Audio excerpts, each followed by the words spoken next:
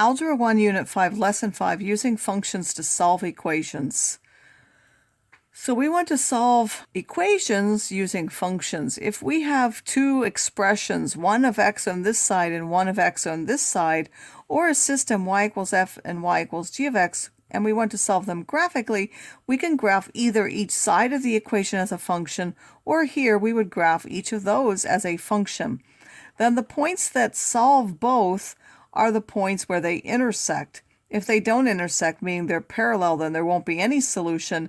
If you only get one line, then there are an infinite number of solutions.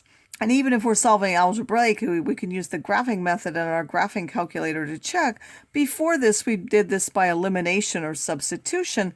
Now we have another way of solving, that's graphically. So we have 2x plus 3 equals 5. We can graph each side of this as an equation. Y equals 2x plus 3 and y equals 5. Let's start with the second one. This only has a y value. We know that's a horizontal line that goes through 5, so we would graph y equals 5. Then we have 2x plus 3. That has a y-intercept of 3 and a slope of 2, which is 2 over 1, up 2 and over 1, up 2 and over 1, up 2 and over 1. If we graph that, we see that they intersect at this point, which is 1, 5.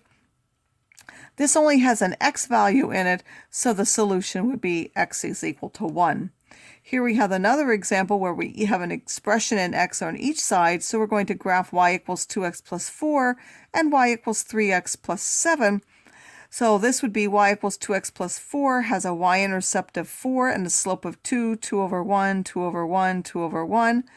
And then y equals 3x plus 7 has a y-intercept of 7 and a slope of 3 over 1, so up 3 and over 1, or down 3 and across 1, left, down 3 and left 1, down 3 and left 1, until we get that. And if we do that, we'll both see that they intersect at this point, which is when x is minus 3 and y is minus 2, but there is no y in the original equation, so we're only interested in x is minus 3. For the third one here, we have both a y and an x, so when we give the solution, we will want both the x value and the y value. As I said, this is the one we solved by either elimination or substitution. Now we can solve that graphically. Y equals 2x minus 3 is in slope-intercept form, so I graph at minus 3 to a slope of 2, up 2 and right 1, up 2 and right 1, up 2 and right 1, or down 2 and left 1, down 2 and left 1, 2 over 1. 3x minus 5y is equal to 1. For this one, we look and the intercepts aren't nice because 1 is not a multiple of 3 or 5. So we can try rewriting it. We would take the x to the other side and then divide by that minus 5. We get y equals 3/5 x minus 1/5. Here we have the slope, but again, the y-intercept is not a nice point, so we want to pick any point on there. And again, you have to try different things that will work. You want something that's a multiple of 5.